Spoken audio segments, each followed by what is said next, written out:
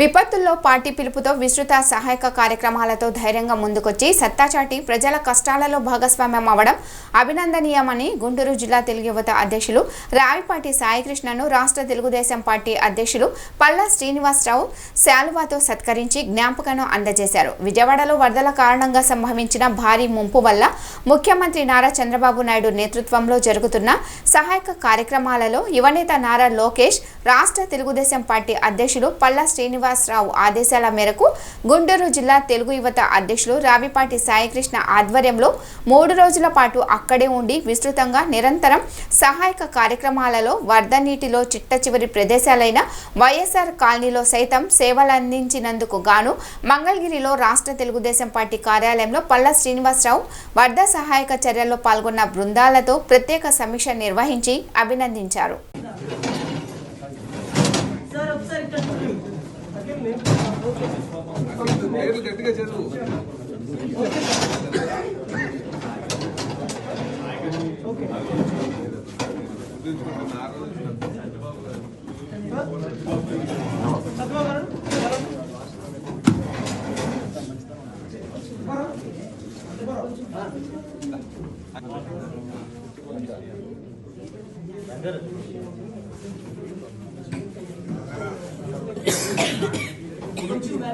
కొంచెం వెనక్కి రండి అన్న. Okay sir, done sir. Sir అక్కడ ముందంటే మేమంతా యాక్టివేషన్స్ కి బాగా అలవాటు పడిపోయి రెగ్యులర్ గా ఏదో యాక్టివిటీతో ఉండేవాళ్ళం. 3 నెలలుగా ఏంటంటే అంతా గవర్నమెంట్ వచ్చేసింది, గ్యాప్ వచ్చింది. ఈ టైంలో మీరు కరెక్ట్ టైంలో మమ్మల్ని మీరు చేయడం కూడా మాకు సంతోషదాయకమైన విషయం సార్. దాన్ని సరైన రీతిలో మీరు అందరూ స్పందించారు. మరొకసారి మీ అందరికీ కూడా నేను ధన్యవాదాలు తెలియజేస్తాను. సుప్రాంతులు గురైపోయారు సార్, ఎందుకంటే ఎప్పుడు కూడా చూడలేదు. ఈరోజు ఈ ముంపుకి కారణం కూడా ఈ అక్రమమైన కూడా కారణం ఏమవుతుందంటే, ఎక్కడో ఇసుక తోడిసిన వాళ్ళు ఏమవుతుందంటే లోతు పెరుగుతుంది. లోతు పెరిగిన తర్వాత ఏమవుతుందంటే ఆ నీరు ఒక మారుగా పోటు కింద మారుతుంది. పోటు కింద మారి అది గొట్టు తగ్గటువంటి పరిస్థితి వస్తుంది. అందరూ సారథ్యంలో యువనాయకుల సారథ్యంలో మీరంతా అద్భుతమైనటువంటి సహాయ చర్యలు మీరు తీసుకున్నారు, సహాయ కార్యక్రమంలో పాల్గొన్నారు. ఎందుకంటే విజయవాడ ఎప్పుడు కూడా కని విని ఎరగినటువంటి విపత్తులో చిక్కుకుంది.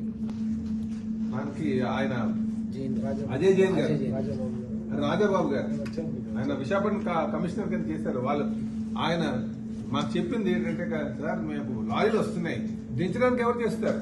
అధికారులు ఎందుకు చేస్తారు? నాకు నెలకైతే నాకు జీతం వస్తుంది కదా, నేను ఎందుకు దింపుతాను అంటే, ఈరోజు మన కుర్రాళ్ళందరూ కూడా ఆయన చెప్తే నిజంగా నాకు చాలా ఆనందం అనిపించింది. నిజంగా పశు సైనికులు ఉన్నారు, ఏ కష్టకాలంలో సరే ఆదుకోగలరు ప్రజల్ని, ప్రజల పక్షాల నుంచినటువంటి నాయకులు ఉన్నారు అని చెప్పేసి ఒక నమ్మకం వచ్చింది. వీధులు తిరుగుతున్నారు, రోజుకి 20 గంటలు తిరుగుతున్నారు.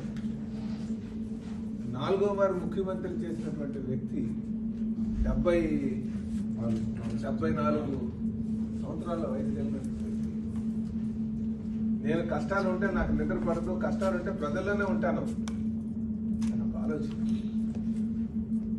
గత 5 సంవత్సరాలు తీసుకుంటే, గత పాలకుల యొక్క ఆలోచన తీసుకుంటే, ఇంట్లో ప్రజలకు అండగా ఉండాలి, చేతనైతే సహాయం చేయాలి, లేదంటే ఒక సూచన చేయాలి. అంతేగాని పిచ్చి పేలాపం తెలిసి వెళ్ళిపోయి లండన్ కూడా బయలుదేరిపోయినట్టు. ఈరోజే లండన్ వెళ్ళిపోతాం అంటే ఈ రోజు ఉండడం, మళ్ళీ ఈ రోజు ఉంటే రేపు వెళ్తున్నాం. ఓకే, వీళ్ళు కదా ఏదో ఎక్కడో రాత ఉంది, నాయకులు అయిపోయారు తప్ప. ఏంటంటే సార్ మేము మాకు ఉద్యోగాలు అయితే వేసారు కానీ మేము ఓట్లు అయితే మేము దింపలేము. ఎప్పుడైతే మినిస్టర్స్, ఎమ్మెల్యేస్ మనం అందరం వెళ్ళాము సార్, వాళ్ళు అప్పుడు పార్టిసిపేట్ చేయడం స్టార్ట్ చేశారు. వాళ్ళు వచ్చారంటే వీళ్ళ సెంట్రల్ ఆఫీస్ నుంచి పంపారని మేము చెప్తున్నామంటే, మరి వాళ్ళు మనకి సరిగ్గా చేయకపోతే పార్టీ తెలియజేస్తారు అని భయంతో కూడా కొంచెం కొంతమంది చేశారు. నిన్న కూడా మీరు వచ్చి ఎవరు ఉన్నారంటే సార్ అక్కడ కూడా మీరు వచ్చినప్పుడు వైఎస్ఆర్ కాలనీకి వెళ్ళినప్పుడు మేమంతా తిరిగి అందుకే అంటున్నాను, నాయకుడు గమనిస్తున్నాడంటే అధికారి వీళ్ళందరూ.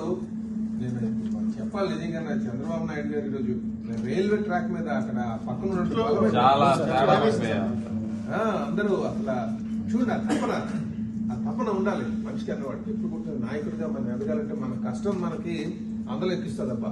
మన పడ్డ కష్టం, మన ఆలోచన, అది తనువుకి ఆలోచన, మాట్లాడే విధానం, తను కలిపి ఏకంగా త్రికరణ సిద్ధిగా చేయాల్సినటువంటి అవసరం ఉంది.